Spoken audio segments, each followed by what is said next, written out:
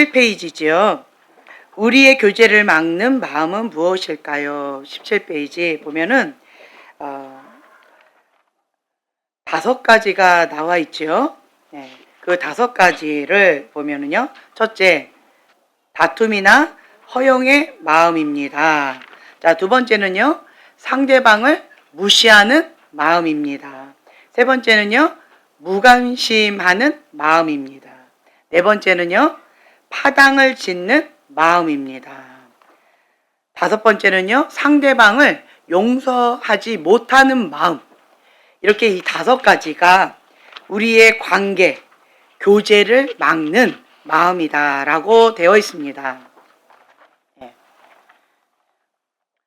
인간관계가 어려운 이유는 이 5가지가 있는데 보면은요. 상대방을 배려한다고 배려하고, 그리고 상대방을 존중한다고, 내 나름대로 맞춰준다고, 사랑한다고 한다고 했는데, 그런데 내 의도만 강조한 어떤 그런 것, 자기중심적인 사랑, 이기적인 사랑, 이런 사랑으로 인하여서 상대방은 나 그런 사랑 안 받고 싶어요. 이렇게 고백하는 사람도 있어요. 엄마가 자녀를 너무 쥐어짜면, 헬리콥터 맘이라고 하죠. 너무 컨트롤이 심하면, 그러면 아이는 내가 너를 사랑해서 그런 거야 라고 엄마는 아빠는 말씀하시지만 자녀는 뭐라 그래요? 네, 내버려둬. 그런 사랑 하지 마. 이렇게 거부할 거예요. 그냥 내버려 달라고. 나는 그런 거를 사랑으로 느끼지 않는다 라고 얘기할 거예요. 왜 그럴까요? 부모는 정말 자녀를 사랑합니다. 사랑해서, 걱정돼서, 그래서 하는데, 그런데 그 사랑을 몰라주는 그 못된 자녀를 향하여서 부모는 또 뭐라고 얘기해요? 이런 싸가지. 싸가지라는 것도 4가지 이렇게 얘기하더라고요. 예. 이런 백만덕한 것 어떻게 이러는가 라고 하면서 굉장히 괘씸해합니다. 근데 또 자녀 입장에서는 정말 말도 안 통해 막 이러면서 답답해서 그냥 단절 됐어요 하고 방문을 꽝 하고 닫아버리는 이런 경우가 있어요. 그리고 또 반대로 그냥 헬리콥터 맘도 좋아요. 엄마 아빠 나한테 말 좀 걸어주세요. 나 존재한다고 좀 나를 좀 상대 좀 해주세요. 이제 이렇게 요구하는 그런 자녀도 있을 거예요. 왜 그럴까요? 방목. 그냥 방관하는 거예요. 자녀를 살았는지 죽었는지 뭐하고 있는지 그냥 무소식이 희소식이다 라고 하는 그런 마음으로 네 인생 네가 알아서 해야지. 왜 나한테 그래? 뭐 이런 식으로 이렇게 하시는 또 부모가 또 있죠. 또 어떤 자녀는 그냥 눈물을 또 뚝뚝 흘리면서 엄마 혹은 아빠 그냥 살아만 계셔도 좋겠다. 그러면서 눈물 뚝뚝 흘리면서 그냥 잔소리해도 좋다. 헬리콥터 맘, 뭐 헬리콥터? 그냥 그렇게라도 해줬으면 좋겠다. 그냥 목소리만도 들었으면 좋겠다. 같이 뭐 안 살아도 괜찮고 어쩌다 한번 내가 전화해서 뭐 엄마라고 하면 이렇게 대꾸해주는 그런 엄마만이라도 있었으면 좋겠다. 이렇게 고백하는 자녀도 있을 거예요. 다 제각각이죠. 그 비율을 누가 맞춰줘요. 누가. 근데 부모는 자녀를 사랑해서 사랑으로 대하고 있는데 자녀는 그렇게 받아들이지 않는다. 그게 왜 그럴까요? 그때도 제가 그냥 심플하게 사자와 소의 사랑 이야기. 사자는 풀을 주면 슬퍼요. 고기를 줘야 행복해요. 나를 사랑하는구나 이렇게 느껴요. 근데 소는 고기를 주면 나보고 죽으라나 보다. 이거 먹고 죽으라나 보다. 라고 하면서 심한 상처를 받아요. 근데 소는 사자를 사랑해서 계속 풀을 주고, 사자는 소를 사랑해서 계속 고기를 갖다 주는 거예요. 그러니까 소와 사자의 사랑 이야기처럼 이게 엇갈리는 거예요. 뭐 때문에 이런 아픈 현실 가운데 처하게 되어졌을까요? 그렇죠. 상대방의 사랑의 언어를 모르는 거예요. 상대방에 대해서 모르는 거예요. 누구 중심적으로? 자기 중심적으로 사랑하는 거예요. 내가 고기가 좋으니까 너도 고기 좋아해야지. 내가 풀을 싫어하니까 너도 풀 싫어해야지. 그리고 사자가 고기를 갖다 줬을 때 소가 눈물을 뚝뚝 흘리면 지금 내 사랑을 무시하는 거야! 라고 하면서 화를 내겠죠.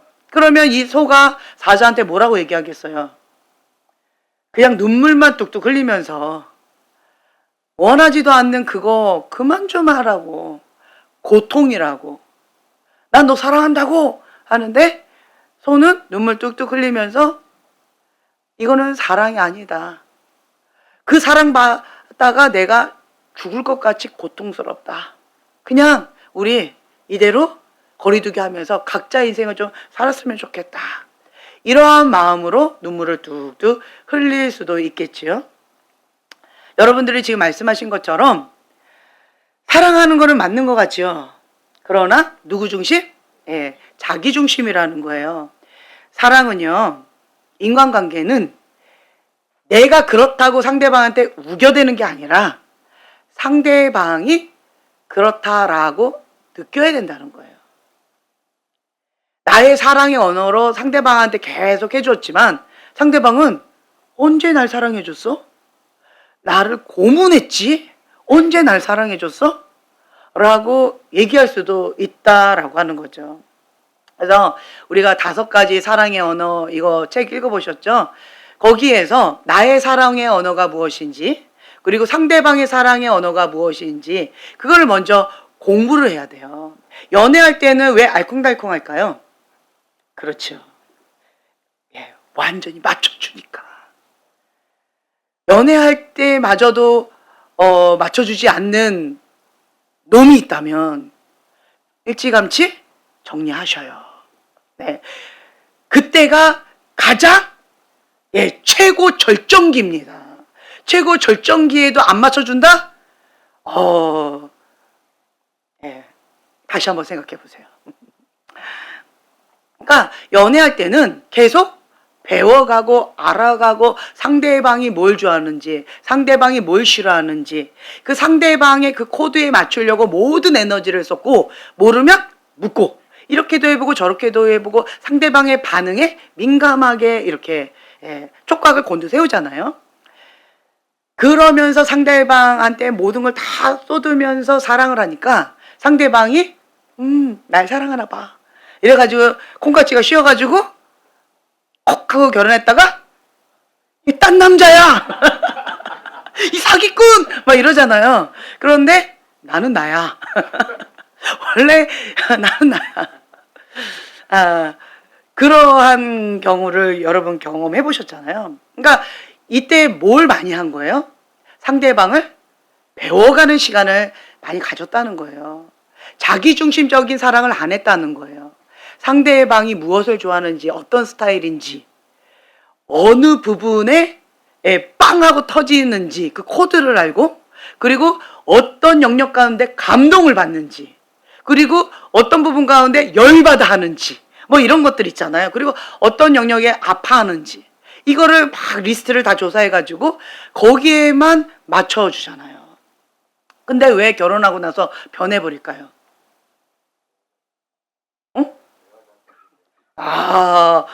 무서운 얘기면서도 현실입니다.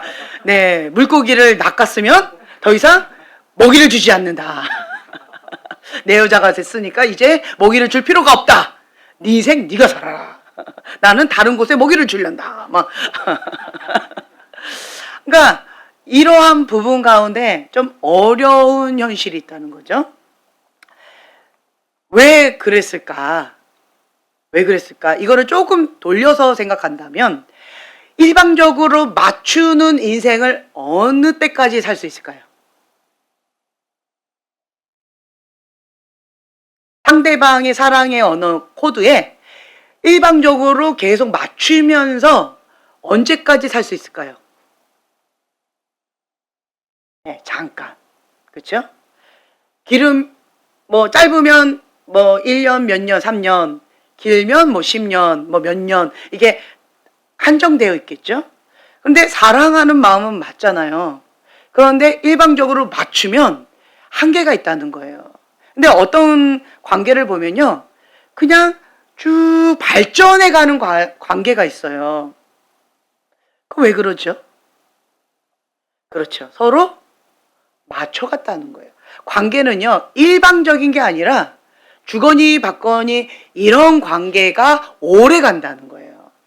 근데 이거 내가 딴 사람이랑 결혼해서, 남자들도 그러잖아요. 이게 딴 여자 아니야? 자, 메이크업 딱 바꾸니까 아니 이거 누구야? 뭐 이런 경우. 나는 이 여자가 아니었어요. 막 이거 사기 결혼 당했어요. 이런 경우도 있을 수 있겠죠. 그러니까 서로가 그럴 수 있는데 왜 그랬을까요? 일방적으로 맞추는 관계가 있다면 한계가 있는데, 서로 맞추면서 만들어 가면서 이렇게 나가면 주님 안에서 발전적인 관계로 성장해 나가겠죠. 예. 그래서 그런 거가 가정이죠. 가정은 뭐예요? 완벽한 남자와 여자가 만나는 걸까요? 아니죠.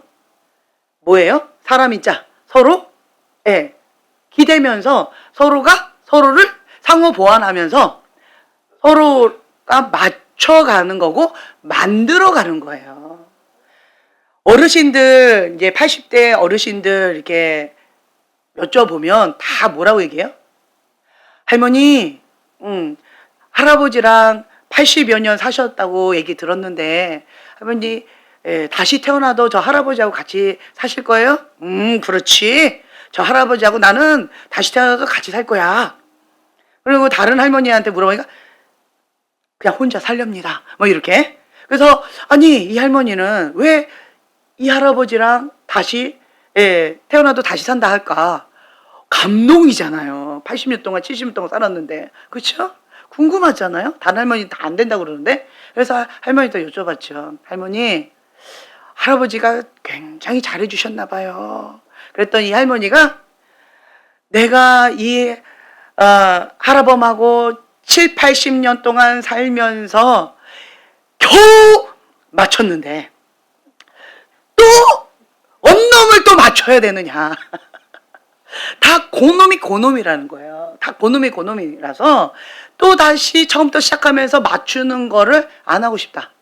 그냥 이 할아버지를 7, 80년 동안 맞춰 갖고 이분이 어떤 코드인 거를 이제 알았으니까 거기 코드에 맞춰 서로 맞춰가면서 알콩달콩 앙다웅 하면서 살아가겠다. 이제 그 얘기셨던 거예요. 그래서 어르신들한테 물어보면 다 그 사람이 그 사람이다 라고 말씀하신다는 거예요. 여러분들은 안 그럴 것 같죠? 그러니까 지금 막 재고 있잖아요. 백마탄 왕자님을 기다리고 있고 공주님을 기다리고 있고 그러고 있잖아요. 근데 다 거기서 거기다. 거기서 거기다 라고 하는 거예요. 근데 중심이 인격, 그러니까 성품, 인품은요 하루아침에 안 바뀌더라고요. 신앙은요 바뀌어요. 한순간에 바뀌어요.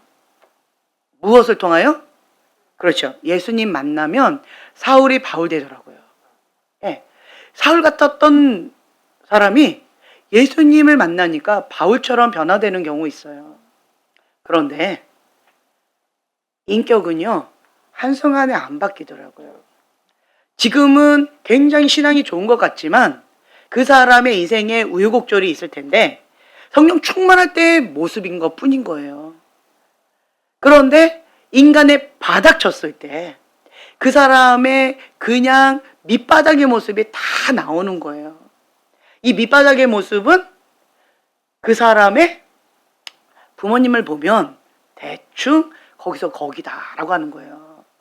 그래서 나는 우리 아빠 싫어요. 나는 우리 엄마 싫어요. 라고 하는 말을 하면 내가 싫어한다 라고 말한 그 영역, 바라봄의 법칙에 의해서, 솔타이에 의해서 내 모습이라서 싫은 거예요. 이런 경우가 있어요. 그래서 우리는 그 누구도 뭐라고 말할 상황이 아니다라고 하는 것을 다시 한번 깨닫게 되어져요. 철이 철을 날카롭게 한다라고 하는 그러한 고백을 했었었는데, 나의 모난 부분을 인간관계를 통해서 깎여지고 다듬어진다는 거예요. 내가 다른 사람한테 그러한 도구로 쓰임받겠다라고 말하는 사람은 정신적인 문제가 있는 것이고요. 하나님은 그렇지 않습니다. 하나님의 관점은 어디에 있어요? 내가 하나님의 형상으로 성장해 나아가는 거. 내가 하나님 앞에 깎이는 거. 하나님은 여기에 관심이 있는 거지, 나를 통해서 다른 사람이 변화되느냐 이런 거에 관심이 있지 않습니다. 하나님에 대해서 너무나도 모르는 거예요. 그래서 여러분들은요, 항상 하나님의 시선이 누구를 향하여 있다? 나를 향하여 있다. 내가 바라봄의 법칙에 의해서 하나님을 계속 바라보고 있으면 내 안에 주님이 계심을 내가 느끼게 되어지고, 주변에 가까이 있는 사람도 내 안에 계신 주님을 보게 되어지고, 그리고 또 내 안에 계신 그 주님의 사랑이 내 잔이 차고 넘치나이다 라고 하면서 흘러 넘치기도 하고, 그리고 주님의 사랑을 받으면서 흘려보내기도 하고, 이렇게 그리스도의 장성한 분량까지 자라가는 거고, 우리가 주님 안에서 깎이면서 내 안에 원죄, 자기의, 이것이 무너져 버리고 하나님의 형상으로 회복되어지는 그러한 과정, 그것이 성화되는 과정이다라고 우리가 말할 수가 있겠죠. 근데 우리가 깎이는 이러한 과정을 반드시 밟아야 되는데, 어떠한 상황으로 이거를 만드실까? 인간관계라는 거예요. 인간관계. 나의 모습을 다듬어 주시는데 내 주변에 있는 사람을 통해서 나를 다듬어 주셔요. 하나님의 관심은 내가 다듬어지는 거에 관심이 있다라고 하는 것을 잊지 마세요. 나에게 적용하셔야 돼요. 다른 사람한테 적용하는 그 순간 내가 바리새인처럼 서기관처럼 사단의 통로로서 그렇게 쓰임받을 수 있다라고 하는 것을 여러분 기억하셔야 돼요. 나에게 적용하셔야 돼요. 내가 하나님 안에서 얼마만큼 성장해 가고 있는지, 하나님의 그 말씀 가운데 내가 얼마만큼 순종하면서 나가고 있는지, 내가 변화되어지면 내 주변은 주님께서 만져주신다는 거예요. 내가 하려고 하지 않아도 된다는 거예요. 왜 그럴까요? 하나님의 절대 주권을 인정하면 주님이 행하시는 그런 것을 볼 수 있는 그 마음의 여유가 생기는데요. 내가 주인이면 자기 의가 강할수록 내가 하려고 한다는 거예요. 내가 저 사람을 바꾸려고 그러고, 내가 어거지로 만들려고 그러고, 내가 이렇게 만들고 저렇게 만들고 내가 자꾸 하려고 한다는 거예요. 그러면 그럴수록 나는 사단의 강력한 도구로 쓰임받게 되어진다라고 하는 거죠. 그래서 내 안에는 자기 의를 버려야 되고 내 모난 틀을 박살내야 되는데, 그럴 때 나의 이러한 부정적인 모습을 직면하기란 어렵지요. 힘들지요. 하나님께서는 나의 이런 모습을 증명시켜 주세요. 성령님께서 조명해 주실 때 이게 힘들어요. 내가 아프다라고 느끼는 게 은혜입니다. 지금 병이 나 있는데 내가 아프다라고 느끼지 못하는 사람들이 있어요. 그런 사람들이 중환자지요. 그런데 과거에는요, 저는 아프지 않았어요. 왜 아프지 않았을까요? 다른 사람이 나한테 맞춰줬으니까. 나 때문에 주변 사람이 다 죽었으니까. 그리고 내 모난 부분이 깎이지 않았으니까. 그러나 지금은 왜 아플까요? 그렇죠. 철이 철을 날카롭게 하면서 이러한 과정 가운데서 내가 깎이고 있으니까. 견뎌내고 직면해야 되고 이러한 부분 가운데 버텨야 되니까, 인내 싸움을 해야 되니까, 아프니까 힘겨우니까 가만히 있어도 어렵다는 거예요. 이것이 무엇이다? 성장통이다 라고 하는 거예요. 그래서 어떤 사람은 과거에는 내가 이러지 않았는데 왜 이렇게 아프고 힘겨울까요? 왜 신앙생활이 왜 이렇게 힘겨울까요? 라고 말씀하시는 분이 있다라고 한다면, 깐난쟁이는 그냥 누워만 있어도 알아서 엄마가 젖병 갖다 주고 기저귀 갈아주고 재워주고 토닥여주고 다 해주잖아요. 갈아입혀주고. 그러나 왜 지금은 힘들까요? 내가 해야 되잖아요. 내가 내 거를 알아서 스스로 책임감 있게 이거를 관리해야 되잖아요. 그러니까 힘든 거지요. 다른 말로요, 영적 아가였다가 이제 성장해 가고 있는 이런 과정을 밟고 있다라고 하는 거예요. 신앙생활이 힘겹다라고 느껴진다. 주님 안에 있을 때. 주님 밖에 있다라고 한다면 이 사람은 다르게 또 해석이 되어야 되지만, 주님 안에 있을 때, 그리고 주님을 바라보면서 내가 주님을 사랑하면서 하나님께 초점 맞춰서 나가고 있다면, 그 전제 하에 제가 말씀드리는 거예요. 그렇다라고 한다면 주님으로부터 오는 것만 내가 취하고 주님으로부터 오지 않은 것들은 보암직하고 탐스럽다 할지라도 내 영이 거부하게 되어지죠.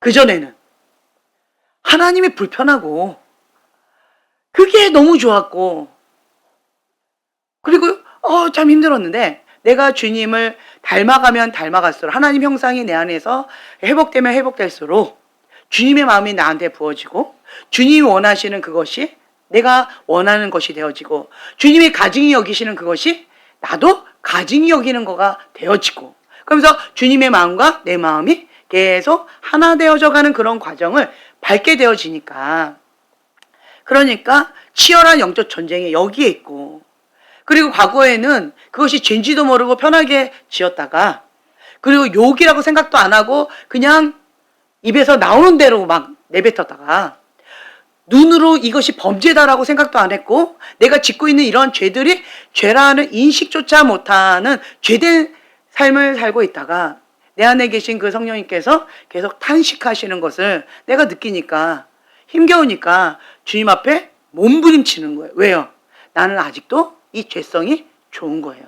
그러나 내 안에 계신 그 주님이 탄식하면서 아파하면서 고통스러워 하시니까, 나의 육신의 정욕으로 좋아하는 이 마음과 내 마음과 내 안에 계신 그 성령님께서 탄식하시는 이 고통의 마음이 서로 뭐 하는 거예요? 대적하면서 싸우고 있는 거예요. 그러니까 내가 힘든 거예요. 힘들어요. 신앙의 성장의 과정을 밟으면서 힘들다가 없다면 그 사람은 지금 죽어 있거나 잠자고 있는 것이다. 영적인 문둥병 걸린 것이다 라고 하는 거예요. 지금 여러분 바람이 불고 있는 것 같아요? 아니면 안 불고 있는 것 같아요? 어때요?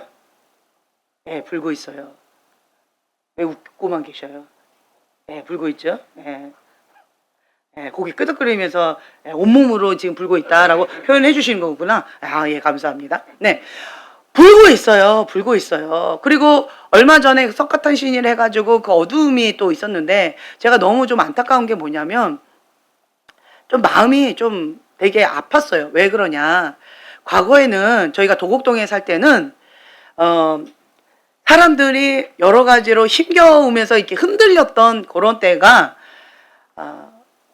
추석 때. 그때가 가장 강했고, 영적 싸움이. 그리고 두 번째는 음력 설 때 2등. 그 다음 세 번째는 양력 설. 이렇게 3절기 때만 조금 흔들렸고, 그 외에는 바람이 부는지 안 부는지 본인도 잘 못 느끼고 우리도 잘 못 느낄 정도로 이 믿음이 그러니까 단단하게 나갔던 것 같아요. 근데 지금은 이 손에 꼽히지도 않았던 이런 짜잔한 것까지도 흔들려 버리거나 잡혀버리는 이런 현실 가운데에서 그냥 휘청휘청하는 모습을 제가 보면서, 이걸 어떻게 해석해야 되나, 이게 뭐죠, 주님? 이게 뭘까요? 이렇게 좀 정리가 필요한 그런 시간을 제가 갖고 있어요. 너무 유약한 거예요. 너무 유약해. 이 정도는 좀 버텨줘야 되지 않나? 라고 하는 생각이 있는데 현실은 아니다 라고 하는, 이제 이런 것들은 제가 인간적인 마음으로 보면, 눈높이가 제 기준의 눈높이면 저 이러한 마음이 들 텐데, 그런데 제가 인간관계를 통하여서, 제가 주변의 인간관계를 통하여서, 제가 그때도 말씀드린 것처럼 결혼 전에는 정말 은혜였어요. 모든 사람이 저한테 다 맞춰줬어요. 은혜지요? 은혜예요. 그래서 그런 환경 가운데서 살았기 때문에 내가 맞추는 법도 모르고 인간관계 하는 법도 몰랐어요. 그냥 다 맞춰주니까 그냥 은혜인지도 모르고 그렇게 살았다가, 이제는 제가 사역을 하는 그런 과정 가운데서 인간관계를 하려고 하니까 여러 가지 것들, 이제 맞춰주는 게 아니라 내가 맞춰야 되는, 이해가 안 되는 어떤 여러 가지들을 제가 경험하면서 눈높이 교육, 인간관계를 통해서 눈높이 교육, 눈높이, 이거를 배우게끔 제 안에 목양적인 관점을 가르쳐 주기 시작하셨어요. 그전에는 제가 몰랐던 것 같아요. 몰랐어요. 지금도 여러분들이 저에게 맞춰주시잖아요. 정말 감사해요. 네. 근데 제 안에 하나님께서 목양적인 관점을 계속 가르쳐 주시는데, 무엇을 통해서 가르쳐 주실까요? 네, 관계인 거예요. 인간관계. 인간관계를 통하여서 내 안에 있는 이 모난 부분이 철이 날카롭게 하듯이 계속 깎이고 부딪히고 하면서 내 그릇이 점점 넓어지거나 깊어지거나 높아지거나, 이렇게 좀 더 관용적인 마음으로, 수용적인 마음으로 변화되어지고, 그리고 또 기준이 달라지더라고요. 내 인간적인 관점에서는 왜 저러지? 하고 이해가 안 되고 안 넘어가지는데, 제 습관이 하나 생긴 게 뭐냐면, 딱 어떤 사건이 있으면 그럴 수도 있지, 첫 번째 이게 탁 넣어요. 할렐루야, 이 기적입니다. 두 번째 반응은 또 뭐냐면, 오죽했으면 그랬을까, 이런 안타까운 마음, 그러니까 불쌍한 마음. 그리고 세 번째는 뭔가 이유가 있겠지, 신뢰하는 마음. 이거가 자동 시스템으로 제 안에 이렇게 딱딱딱 이렇게 넘어가더라고요. 기적 아닌가요? 여러분들은 당연히 그렇게 사셨지만, 그렇죠? 그렇게 사셨죠? 네, 그렇게 사셨지만, 네, 아멘. 그런데 저는 이게 기적인 거예요.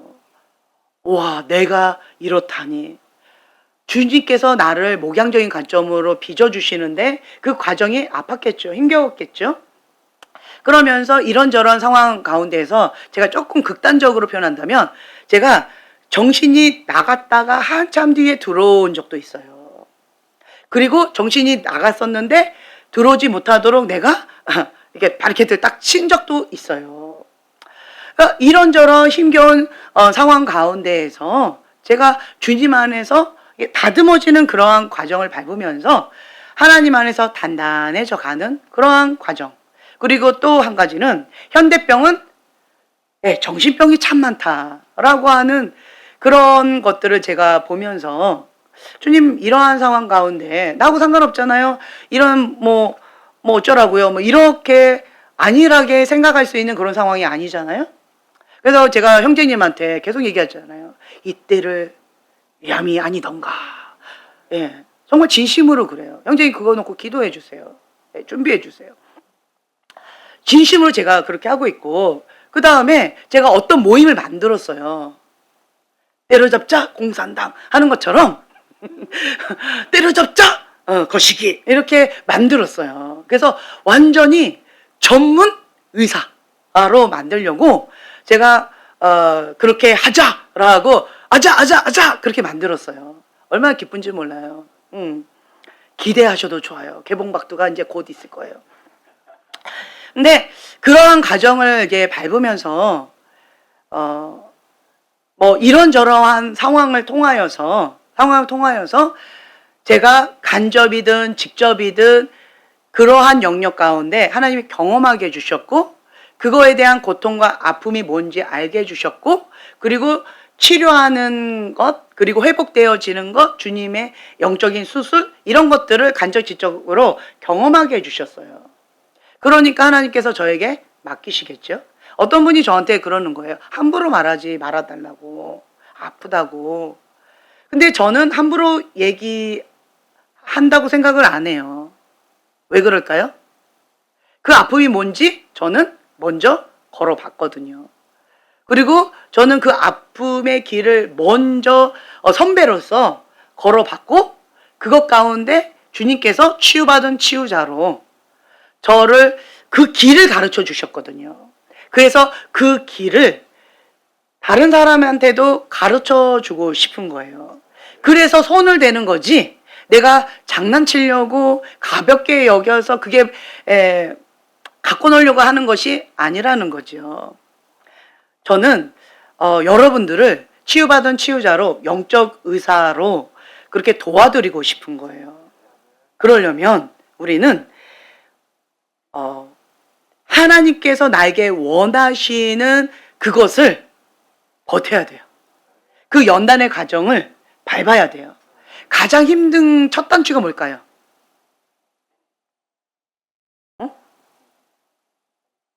네. 뭘까요? 네. 수치의 장벽을 무너뜨린다.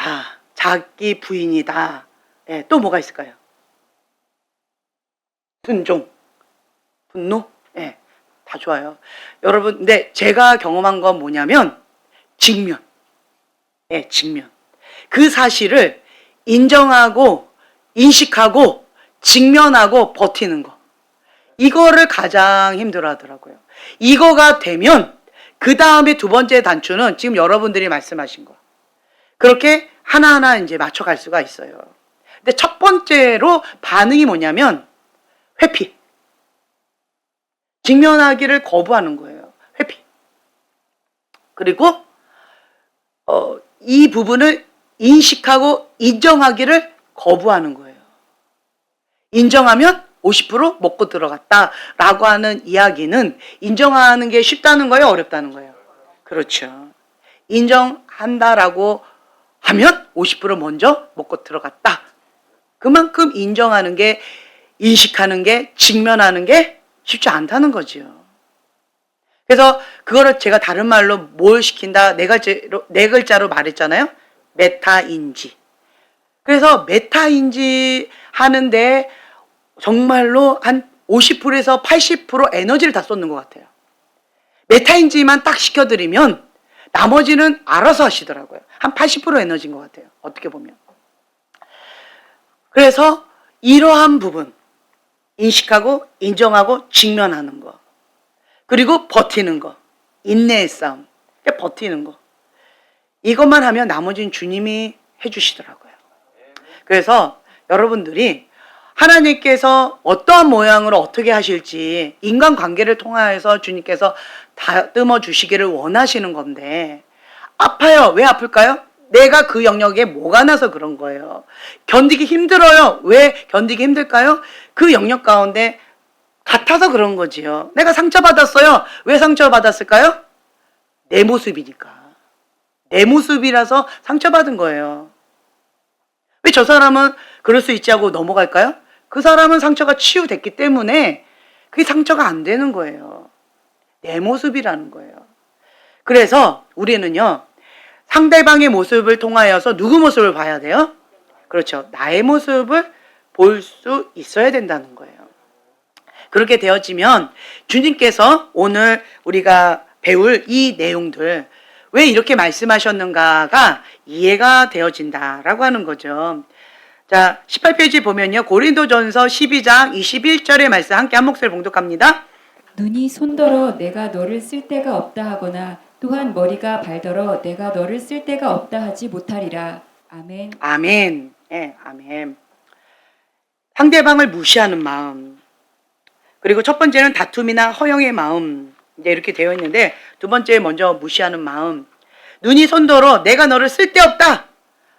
야, 너 가. 아, 너는 아니야. 너는 이것도 없지, 저것도 없지, 이것도 부족하지, 이것도 없지. 정상적이지 않지? 이런 것 저런 것들이 너무너무 단점이 많지? 그러니까 너는 가. 너 쓸데없어. 이런 식으로 말을 할 수가 없다. 머리가 발더러 내가 너를 쓸데없다 하지 못하리라. 왜 그럴까요? 주님이 원하시는 건 뭐예요? 나보다 남을 더 낮게 여기라는 거예요. 다른 사람의 모습을 통하여서 배우라는 거예요. 그리고 다른 사람의 어떠한 부정적인 모습을 보면서 내 모습을 보라는 거예요. 미러링 하라는 거예요. 나도 저런 모습이 있을 수도 있겠구나. 자기 반성을, 자기 성찰을 하라는 거예요. 관계를 통하여서 내 모습이 깎여야 되는 거예요. 어떤 사람은 이렇게 얘기를 하더라고요. 내가 저 사람을 고치고 말리라. 네. 그건 아니에요. 그건 아니에요. 주님의 마음을 모르는 것이고 이기적이고 자기중심적인 사고 가운데 꽉 잡혀 있는 거예요. 그건 사단이 좋아하는 거죠. 하나님께서 원하시는 것은 내가 하나님의 형상으로 회복되기를 원하신다. 이거를 여러분들이 기억하셔야 됩니다. 그래서 보면은 앞에 17페이지 보면 다툼이나 허영의 마음, 교제를 막는 마음이 이거다라고 되어 있는데요. 허영은 자기 영광, 자기 유익만 구하는 자. 그러니까 대화를 하다 보면요. 어떤 사람은 내가 이거 좋아한다고, 내가 이거 싫어한다고, 나는 이렇단 말이야 라고 자꾸 나만 얘기하는 사람이 있어요. 나에게 유익이 된다고, 나에게 유익이 안 되니까 나는 이거 싫다고, 이런 식으로 자기 유익만 구하는 자, 자기 영광만 구하는 자, 이게 허영의 마음이다. 그리고 이 다툼은요, 자신의 욕심을 포기하지 못할 때, 자기의 감정만 내세울 때, 그럴 때 다툼이 일어나죠. 네가 잘못했잖아. 너도 잘못했잖아. 이런 식으로 서로 막 다투는 거죠. 자기의 감정 앞세울 때. 그러니까 감정이 중요한 경우. 사단은 어디에 많이 공격하는 줄 아세요? 네. 감정 영역에 사단이 아지트예요. 또 하나가 있어요. 어디 영역에 사단이 아주 쑥대밭을 만들까요? 네, 생각이에요. 생각과 감정 이 두 가지는 사단의 아지트예요. 사단의 아지트. 그래서 우리는 자기를 부인하고, 이게 뭐예요? 내 감정, 내 뜻, 내 욕심 이런 것들을 날마다 죽노라 라고 하면서 이거를 주님께 계속 올려드리는 거예요. 그러면 내 감정은요? 그럼 나는요? 내 마음은요? 누가 책임져 주신다? 그렇죠. 주님이 책임져 주신다는 거예요. 내 아픈 마음을, 내 상한 마음을 주님께 올려드리면 치유받은 치유자로 주님께서 치유해 주실 뿐만 아니라 그 영역을 치유할 수 있는 권세까지도 주셔서 치유받은 치유자로 사용하신다는 거죠. 근데 반대로 내 감정이 중요하다고요 라고 이것만 강조하면 누가 좋아할까요? 사단이 좋아합니다. 누구에게 강력하게 쓰임받을까요? 사단에게 강력하게 쓰임받습니다. 여러분 이걸 기억하세요. 그래도 난 이게 중요한데요. 그래서 사단한테 잡혀서 못 헤어나오는 거예요. 여러분 상처를 줬는데, 배신을 당했는데, 아픔을 당했는데 감정이 상하지요. 아프지요. 고통스럽지요. 용서 못하지요. 그런데 내 감정보다 뭐가 더 중요해요? 그렇죠. 예수님이 중요한 거예요. 내 감정보다 무엇이 더 중요해요? 하나님의 말씀이 더 중요한 거예요.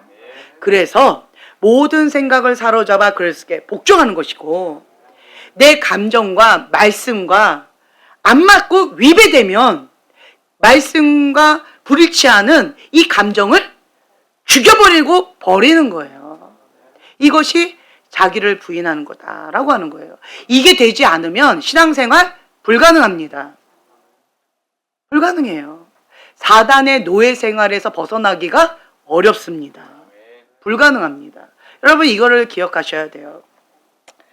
그래서 다툼은 자기의 감정이 앞설 때, 자신의 욕심을 포기하지 못할 때, 그 사람은 항상 다툼이 있어요. 어떤 사람은 계속 다툼이 있는 사람이 있어요. 한번 보세요. 그 사람은 뭐가 중요한지. 감정이 중요합니다. 그 사람은 뭐가 중요한지. 자신의 욕심이 중요하고 내가 중요합니다. 그렇죠? 한번 보세요. 다툼이 떠나지 않습니다. 근데 어떤 사람은 별로 다투지 않아요. 왜 그럴까요? 내 감정이 중요하지 않아요. 그렇다고 내 감정을 완전히 비인격적으로 그렇게 무시하라는 얘기가 아니에요. 네. 하나님의 말씀과 위배됐을 때 하나님의 말씀에 순종하라는 그런 의미예요. 그리고 내 감정은 누가 만져주셔요? 성령께서 만져주시는 거고 치유해 주신다는 거죠. 자, 두 번째, 무시하는 마음. 누가 나를 자신과 비교해서 무시하면 기분이 어때요? 안 좋죠. 무시하면 기분 안 좋아요.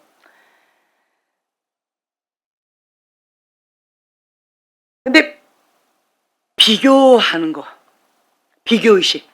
어떤 사람은 열등감이 심한 사람이 있어요. 이 열등감이 심해요. 이 사람은 뭐가 중요한지 아세요? 자기가 중요하다. 그 사람의 습관이 있어요. 어떤 습관이 있는 줄 아세요? 맞아요. 열등감이 있는 사람은 비교하는 습관이 있어요. 항상 원망과 불평이 많은 사람이 있어요. 행복감이 적은 사람이 있어요. 그런 사람은 뭐가 강한 줄 아세요? 비교의식이 강한 거예요. 비교하니까 행복하지가 않은 거예요. 비교하니까 항상 열등감이 있는 거예요.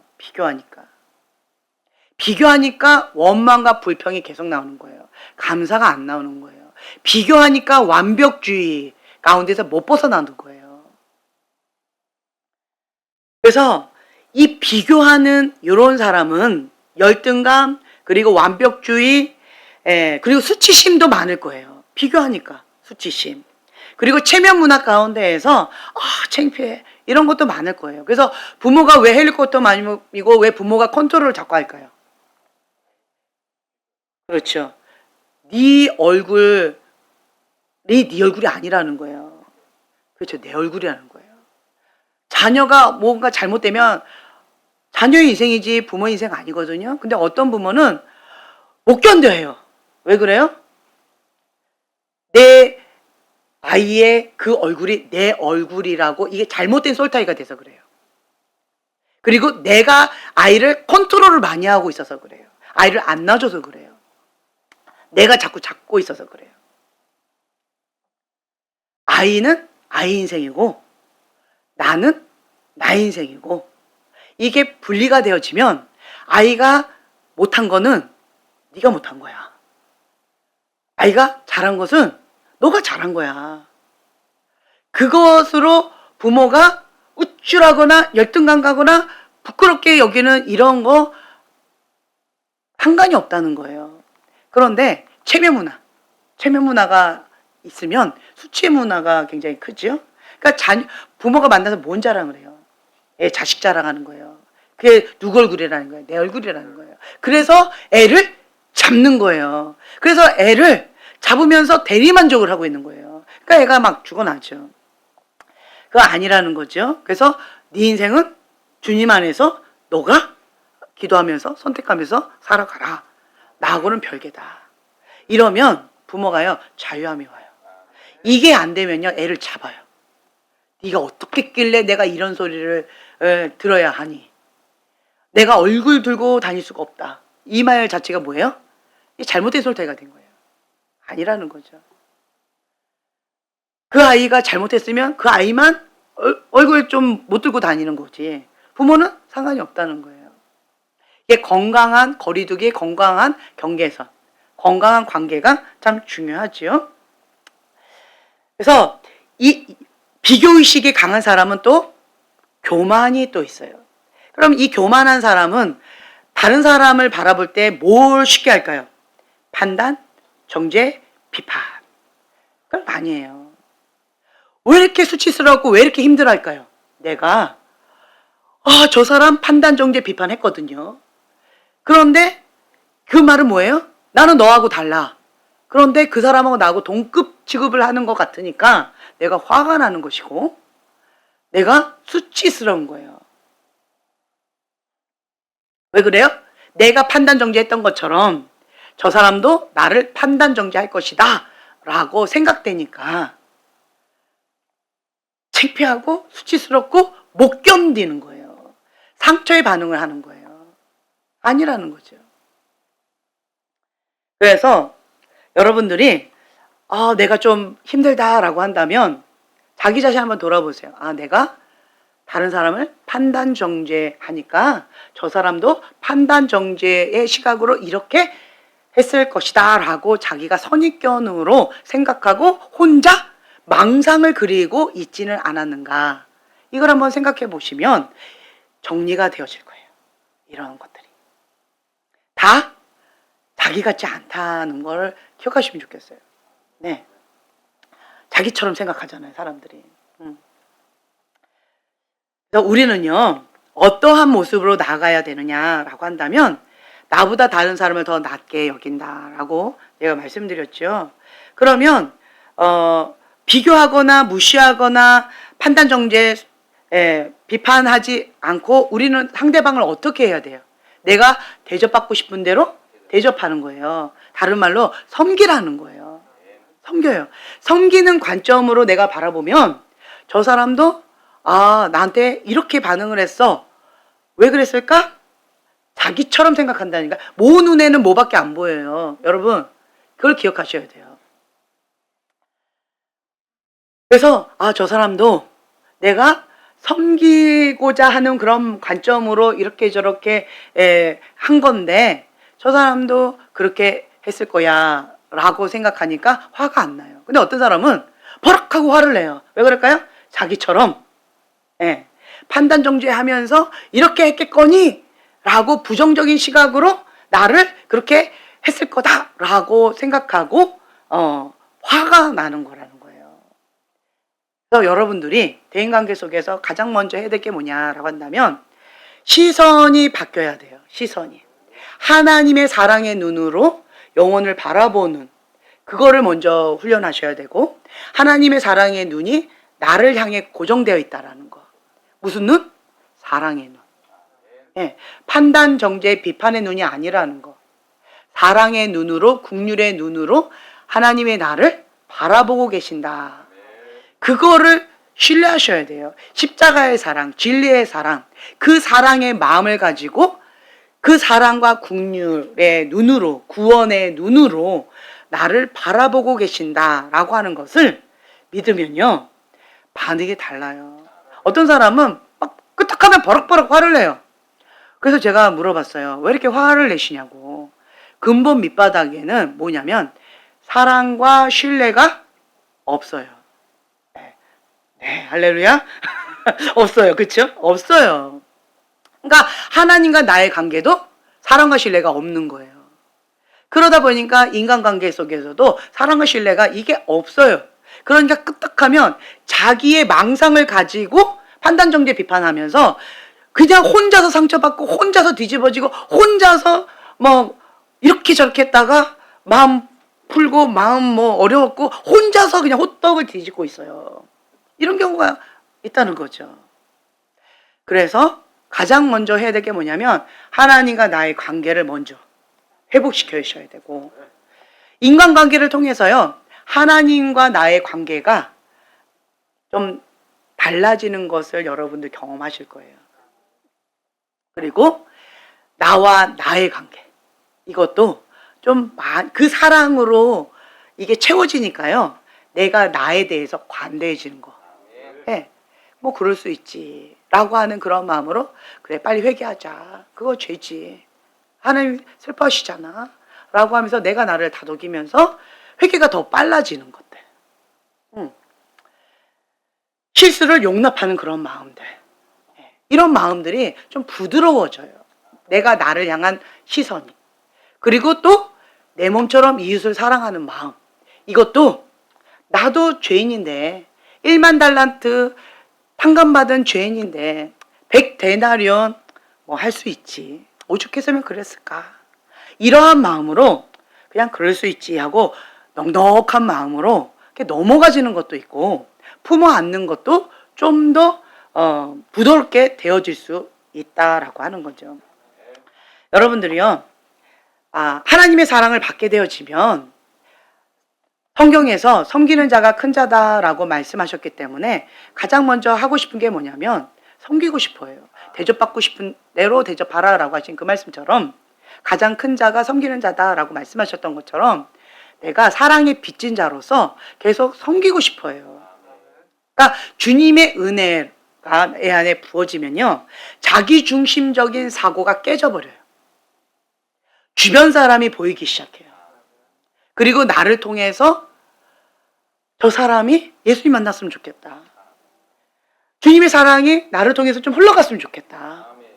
내가 예수님 만나서 변화된 것처럼 저 사람도 예수님 만나면 이러지 않을 텐데, 예수님 만나면 인생이 변화될 텐데 라고 하는 그런 마음으로 자꾸 섬기고자 하는 그런 관점으로 바뀌게 되어지고, 나중심적이 아니라 상대방 배려하는 마음, 이게 계속 확장되어져 간다는 거죠.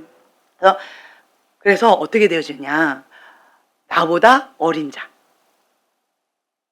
그런 사람들, 내가 도울 수 있는 그러한 사람들 돕고자 하는 마음이 계속 커져요. 돕고자 하는 마음. 그래서 5살짜리가 3살짜리를 도와줄 수 있고, 3살짜리가 친구 3살짜리도 도와줄 수가 있잖아요. 네. 그리고 또 반대로 3살짜리를 할지라도 5살짜리 언니를 도와줄 수도 있잖아요. 네. 그래서 돕고 싶은 마음, 이런 마음이 커지고, 그 다음에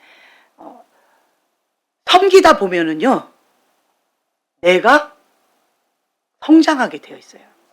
이기적인 마음을 가진 사람은 어느 시점에서 성장이 멈춰버려요. 그런데 계속 섬기고자 하는 그러한 마음으로, 주님의 사랑을 흘려보내고자 하는 그러한 마음으로, 말씀 가운데 순종하고자 하는 그러한 마음으로, 그렇게 예수님을 사랑하기 때문에 섬기는 그러한 자는요, 계속 영적으로 성장하게 되어 있어요. 아가씨는 유약한데요, 아가씨는 도움이 필요하고, 아가씨는 철이 없는데요, 아줌마는 위대하다. 네. 아줌마 위대하잖아요. 그죠? 집에 있는 아줌마들 참 위대하잖아요. 이게 다르다는 거예요. 달라요. 왜 그럴까요? 섬기잖아요. 사랑으로 희생하잖아요. 그러니까 다르다는 거예요. 근데 잘못된 아줌마들도 좀 있죠. 아까 헬리콥터만 같이 자기중심적인 이기적인 사랑으로 사람을 막 쪼여매는 그러한 사랑은 죽이는 사랑이죠. 죽이는 독이 되지만, 제가 말씀드리는 거는 하나님께서 주시는 그 하나님 아버지의 마음으로 섬기는 자, 계속 섬기게 되어지면 엄마가 아가를 섬기잖아요. 엄마가 아가를 위해서 희생하잖아요. 엄마가 아가가 자라가는 모습 보면서 굉장히 뿌듯하고 행복하잖아요. 엄마가 아기가 잘 먹고 잘 자라는 모습 보면 그냥 대견하잖아요. 흐뭇하잖아요. 그렇죠? 엄마보다 더 훨씬 크죠? 그러니까 그러한 모습 가운데에서 그냥 감사가 많이 나오고, 그러면서 이 엄마는, 이 아빠는 누구의 마음을 배울까요? 그렇죠. 하나님 아버지의 마음을 조금씩 배우게 되어져요. 그러면서 주님을 향한 그 사랑, 바다보다 더 넓은 사랑, 하늘보다 더 깊은 그 사랑, 하나님 아버지의 사랑, 그것이 막 몰려오게 되어졌어요. 그래서 우리는요, 관계를 통해서 누가 변한다? 그렇죠. 내가 변한다. 관계를 통하여서 우리가 하나님의 형상으로 회복되어져 가고, 주님의 마음을 배우는 그러한 기회가 되어진다. 관계 통해서 여러분 배신도 많이 당하고 아픔도 많이 당하고 별의별 꼴, 만나지 않았으면 좋았을 뻔했다라고 하는 그런 관계도 많이 있잖아요. 그렇죠? 그럼에도 불구하고 여러분 기억하셔야 돼요. 합력하여 선을 이룬다라고 하신 그 말씀처럼 하나님 손에 있으면 다 약이 된다. 이걸 기억하셔요.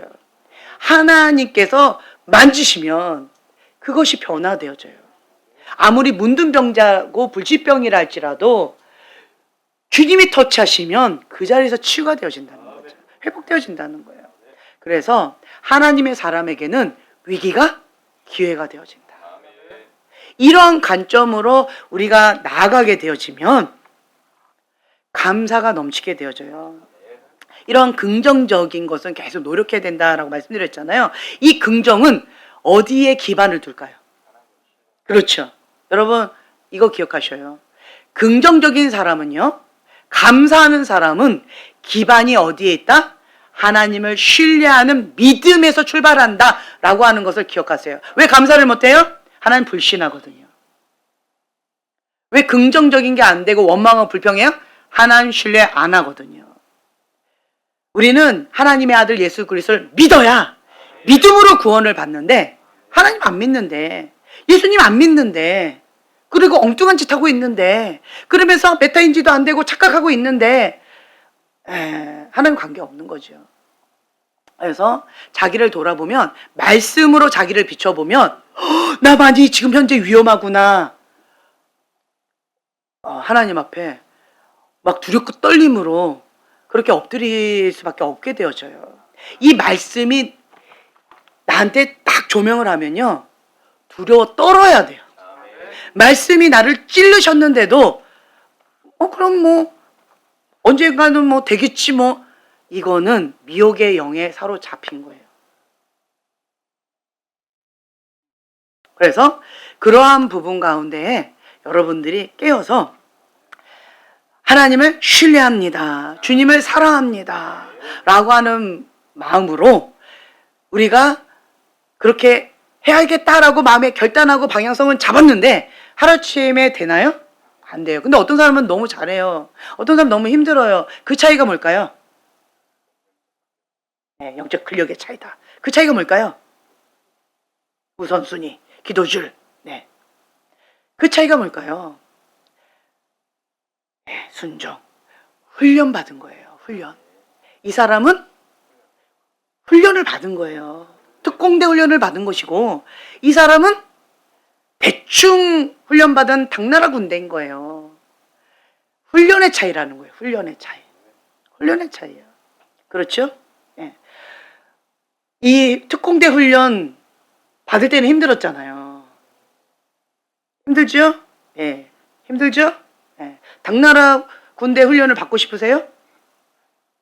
그러면 특공대 훈련을 받고 싶으세요? 떨고 계시나요? 예. 예. 예.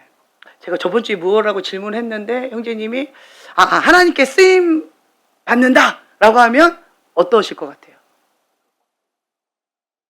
예, 지금은 어떨 것 같아요? 나 눈 튀어나오려고 그래요 지금. 반반. 저번 주보다는 많이 달라지셨네요. 네. 기다릴게요. 네. 그러니까 하나님의 그 사랑의 눈으로 우리가 하나님이 행하시는 것을 바라보면요, 힘들어 라고 했지만 합력하여 선을 이루시는 그 하나님이 온실 속에서 화초로 키우는 저 영혼들, 당나라 군대 같은 저 영혼들을 향해서 우린 부럽다라고 얘기하지만 결국은 어떻게 돼요? 비바람이 몰아칠 때 여기는 어떻게 돼요? 흔적도 없이 사라져 버려요. 못 견뎌요. 위기 가운데 무너져 버려요. 근데 여기는 끄떡 없어? 할렐루야. 그리고 다른 사람도 도와줄 수 있는 영적 근력이 생긴다라는 거예요. 다르다는 거예요. 그때 당시에는 힘들지만 때가 되면 위기의 그 순간 가운데 하나님께 영광 돌릴 수 있는 위기가 기회가 되어지고 골리앗을 무찌를 수 있는 그런 기회가 되어진다는 거죠. 근데 여기는 골리앗 가운데 무너져 버린다는 거죠. 위기의 그 순간 가운데 진짜 나의 훈련 받았던 그것이 그대로 나와요. 그래서 여러분들은 이렇게 골리앗이 딱 등장했을 때 뛰어넘는 것처럼 우리는 위기의 그 순간 가운데 하나님의 영광을 위하여 뛰어넘는 그러한 특공대로서 나아갈 수 있다. 위기가 기회가 된다. 라고 하는 거. 이거를 여러분 붙잡았으면 좋겠어요. 이런 관점으로 본다면요. 여러분의 인생 가운데에서 아팠던 거, 힘겨웠던 거, 썩은 사과와 같은 그러한 부분들, 도려내고 싶은, 기억하고 싶지 않은 그러한 부분까지도 하나님께 올려드리면 정말 하나님께서 치유받은 치유자로서 아주 강력한 의의 병기로 사용하실 것입니다. 네, 기도하고 마치겠습니다.